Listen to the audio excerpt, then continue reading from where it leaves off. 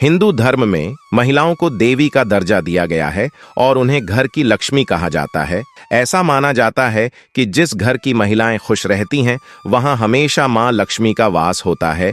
बेटियों को भी लक्ष्मी माना जाता है। ऐसा माना जाता है कि बेटियां घर में धन और समृद्धि लाती हैं। साथ ही ऐसा भी माना जाता है कि बेटी के घर में पैदा होने से घर में सकारात्मक ऊर्जा आती है। शादी के बाद घर में आने वाली बहू को भी घर की लक्ष्मी का दर्जा दिया जाता है। माता लक्ष्मी कहती है, घर की यह 5 चीजें कभी दूसरों को नहीं देनी चाहिए। आज हम आपको मां लक्ष्मी की एक प्राचीन कथा सुनाने जा रहे हैं। इस कथा के माध्यम से आपको पता चल जाएगा कि एक स्त्री को अपने घर की कौन सी चीजें दूसरों को नहीं देनी चाहिए। जो भी स्त्री यह चीजें दूसरों को दे देती है, मां लक्ष्मी उसके घर को छोड़कर चली जाती है। इसीलिए दोस्तों, आप इस कथा को पूरा जरूर सुनें, क्योंकि आधा अधूरा ज्ञान घातक होता है। जो भी इस कथा को पूरा सुनता है, मां लक्ष्मी उसकी झोली खुशियों से भर देती है। तो चलिए बिना देरी किए आपको वह प्राचीन कथा सुनाते हैं। दोस्तों, पूर्व काल की बात है। मध्य देश में एक अत्यंत शोभायमान नगरी थी। उस नगरी में एक सुकन्या नाम की स्त्री अपने पति और सास ससुर के साथ निवास करती थी। सुकन्या एक पतिव्रता नारी थी जो सत्य धर्म का पालन करने में तत्पर और गृह कार्य में दक्ष थी। सुकन्या का स्वभाव अत्यंत दयालु था। वह सदैव दूसरों की सहायता किया करती थी। सुकन्या का पति संजय एक वैश्य था। उसकी अनाज की एक दुकान थी। वह बाजार में लोगों की जरूरत की चीजें बेचा करता था। सुकन्या अपने पति से बहुत अधिक प्रेम करती थी। वह अपने पति को ही परमेश्वर मानकर उसकी सेवा करती थी। सुकन्या नित्य पति से पहले जागती थी। अपने घर का आंगन को स्वच्छ करती थी, फिर रंगोली बनाकर आंगन की सजावट करती थी। उसके बाद वह अपने घर को स्वच्छ करती, फिर स्नान आदि कार्य संपन्न करके वह तुलसी को जल देती थी और देवी देवताओं का पूजन करती थी। इस प्रकार से वह रोज अपने नित्य कर्म करती थी। सुकन्या ने कभी किसी का अनादर नहीं किया।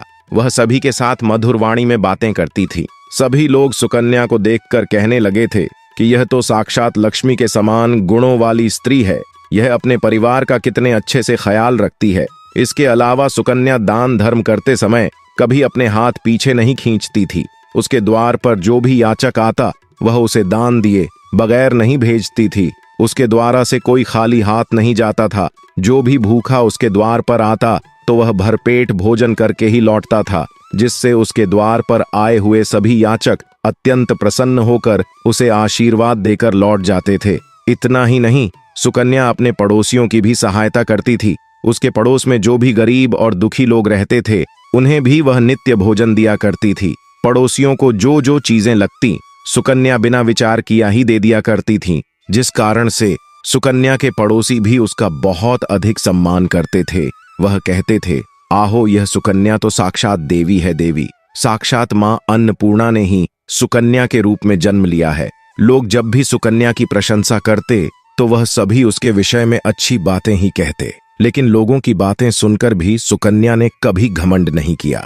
वह उन सभी को आदर और सम्मान से ही बातें किया करती थी। फिर एक दिन की बात है, सुकन्या की एक पड़ोसन उसके घर पर आती है। सुकन्या उसका स्वागत करती है और बड़े प्रेम से उसे कहती है, हे बहन, हमारे घर में तुम्हारा स्वागत है।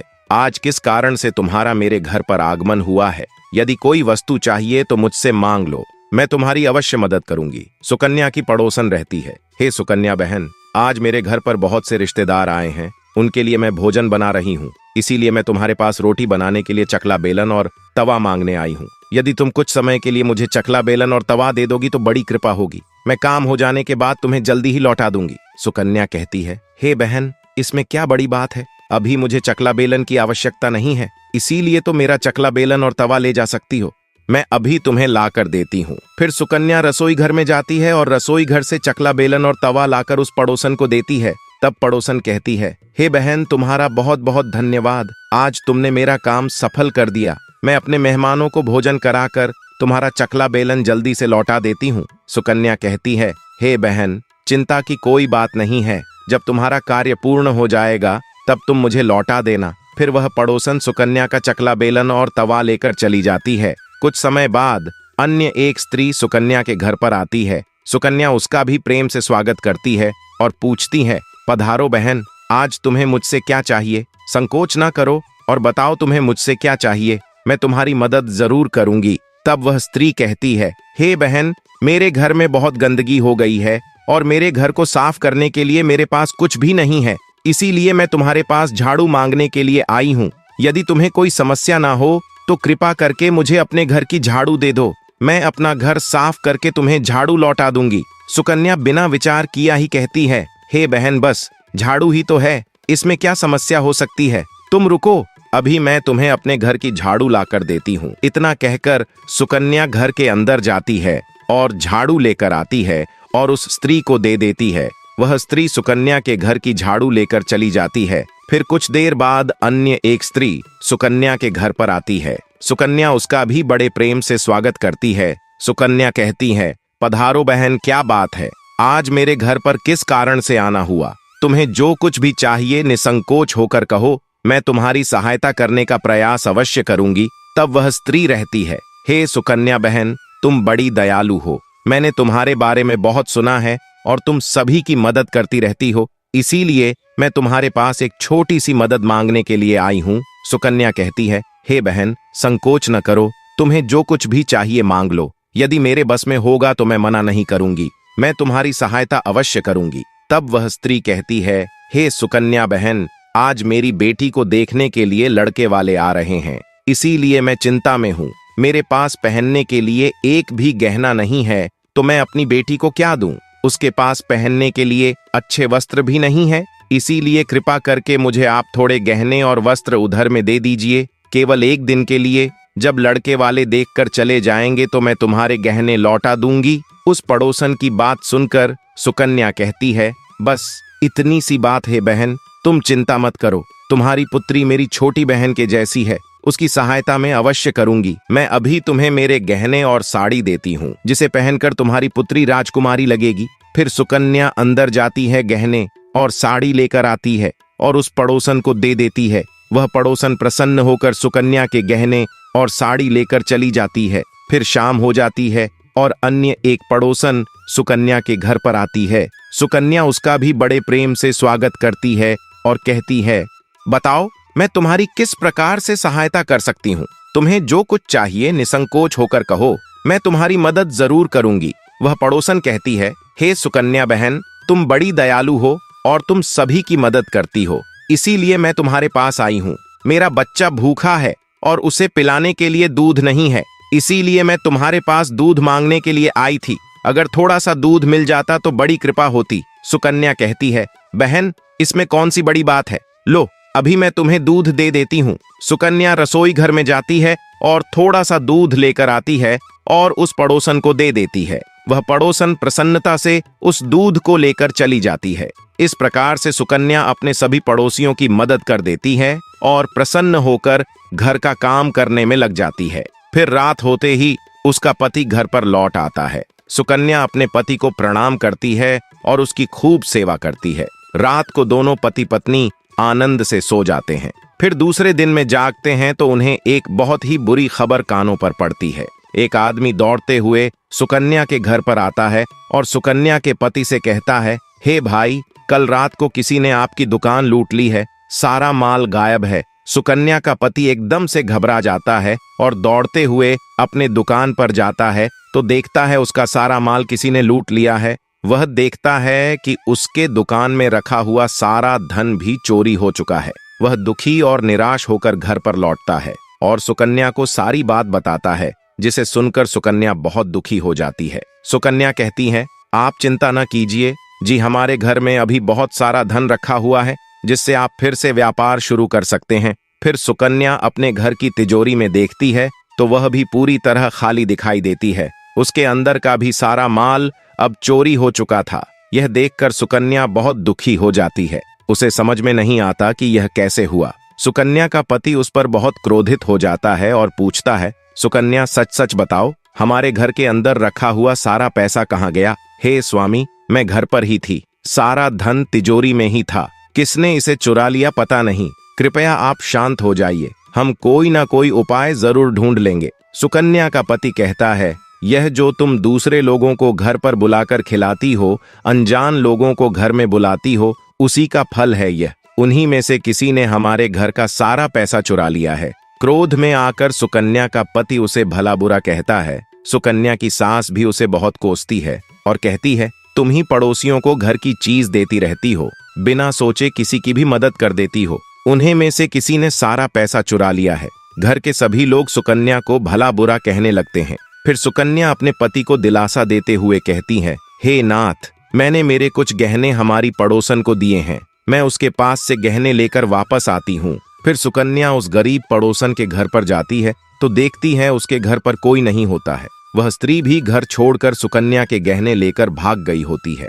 सुकन्या निराश होकर घर पर लौटी है और अपने पति को सारी बात बता देती है। सुकन्या की बात सुनकर उसका पति आग बबूला हो जाता है और सुकन्या को भला बुरा कहने लगता है। सुकन्या का पति कहता है, हे सुकन्या, तुम बड़ी मूर्ख हो, तुम्हारे ही कारण हमारा सारा धन वैभव चला गया है। तुम्हारे दान देने की आदत के कारण ही हमारे ऊपर यह मुसीबत आन पड़ी है। अब तू इस घर में नहीं रह सकती, तू अभी इसी क्षण इस घर को छोड़कर चली जा। सुकन्या कहती है, हे नाथ, आपके सिवा मेरा इस दुनिया में कोई नहीं है, मैं आपको छोड़कर कहाँ जाऊंगी। सुकन्या का पति कहता है, तू कहीं पर भी जा, लेकिन अब इस घर में तू नहीं रह सकती। तेरे ही कारण मेरा सब कुछ बर्बाद हो गया है। तू इस घर में रहेगी तो बचा कुचा सब नष्ट हो जाएगा।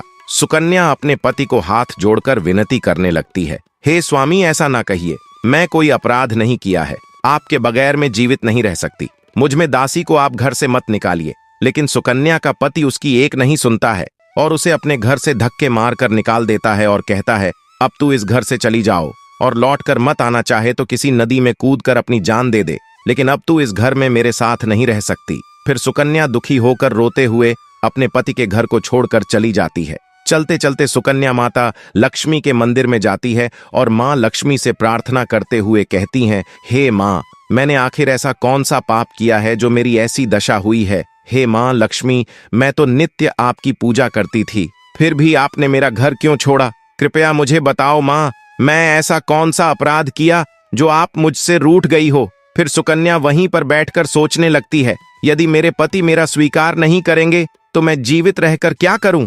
यदि मेरे ही कारण मेरे पति की दुर्दशा हुई है तो मुझे जीवित रहने का कोई अधिकार नहीं है। इतना सोचकर सुकन्या अपने प्राण देने के लिए नदी की तरफ जाने लगती है। नदी के पास जाकर सुकन्या माता लक्ष्मी से प्रार्थना करती है, हे माँ लक्ष्मी, अब मैं अपने प्राण देने जा रही हूँ। यदि मेरे द्वारा तुम्हारी पूजा में कोई कमी रह गई हो तो मुझे माफ करो। मैं अपने पति के बगैर जीवित नहीं रह सकती, इसीलिए अब मैं इस नदी में कूदकर अपने प्राण दे दूंगी।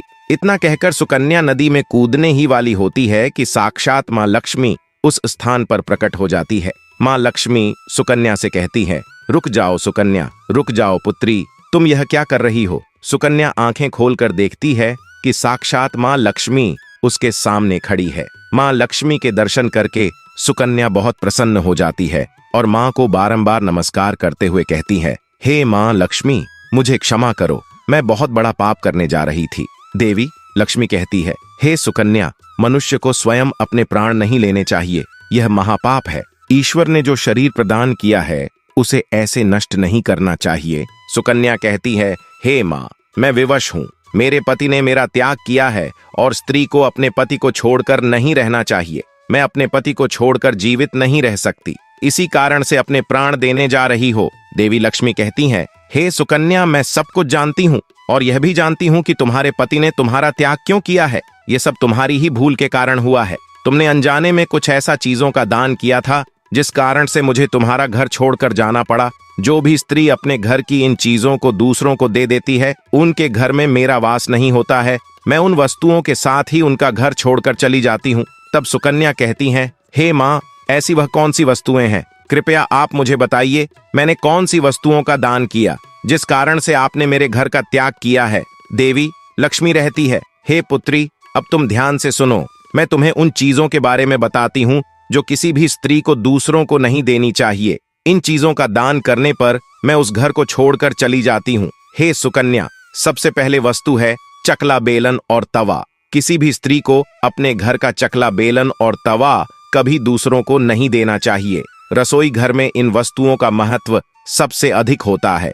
इन वस्तुओं की पवित्रता सदैव ही बनी रहनी चाहिए। इन्हीं वस्तुओं से भगवान विष्णु को प्रसाद बनाया जाता है और तवे पर बनी पहली रोटी भी गाय को खिलाई जाती है। इसीलिए इन वस्तुओं को हमेशा स्वच्छ और शुद्ध रखना चाहिए।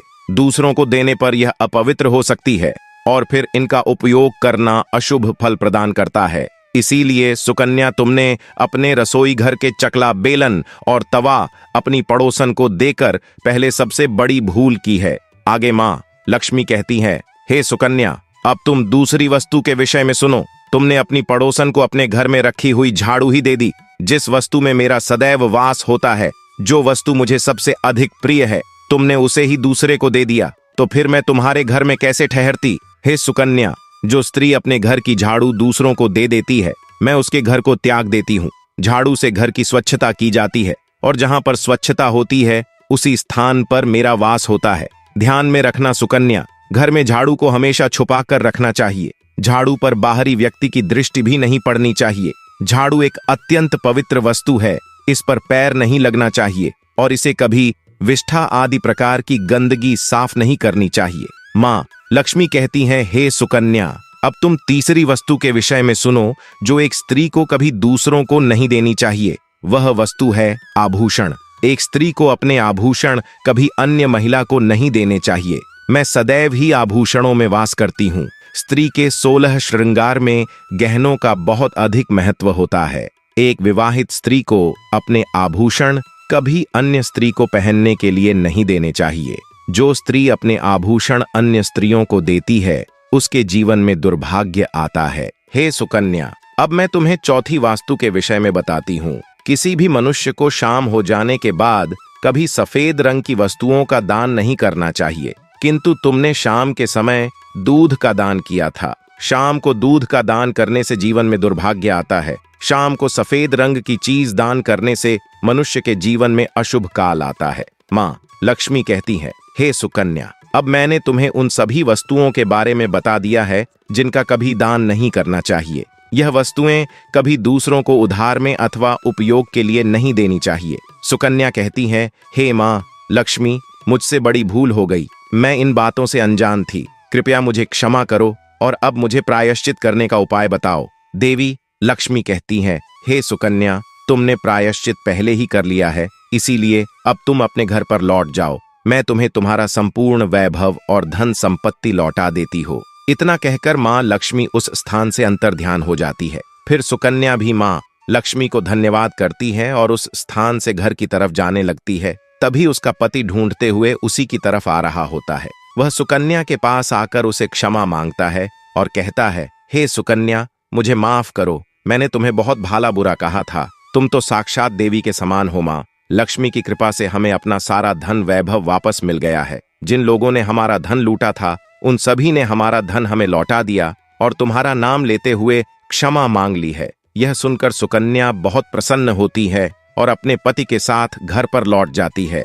माँ लक्ष्मी की कृपा से सुकन्या के घर में फिर से सुख समृद्धि आती है और उसके बाद से सुकन्या ने अपने घर की यह 4 चीज कभी दूसरों को नहीं दी। इसी के साथ जान लीजिए कुछ अन्य वस्तुओं के बारे में जिनका दान शुभ नहीं माना जाता है। नंबर 1, नुकीली चीजें। चाकू, छुरी, सुई या कैंची जैसी नुकीली चीजों का दान करना घर पर कलह क्लेश का कारण बनता है। इससे परिवार वालों के बीच झगड़ा होता है और इसका असर भाग्य पर भी पड़ता है। इसलिए इन चीजों का दान भी करने से बचें। नंबर 2, तेल। तेल का दान करने से शनिदेव प्रसन्न होते हैं, लेकिन इस्तेमाल किया हुआ, बचा हुआ या खराब हो चुके तेल का कभी दान न करें। ऐसे तेल का दान करने से आपको शनिदेव के बुरे प्रभावों का सामना करना पड़ सकता है। तो दोस्तों, उम्मीद है आपको यह कथा पसंद आई होगी। वीडियो को लाइक जरूर करें और कमेंट में जय मां लक्ष्मी जरूर लिखें। साथ ही चैनल को सब्सक्राइब करें। आप सभी का धन्यवाद।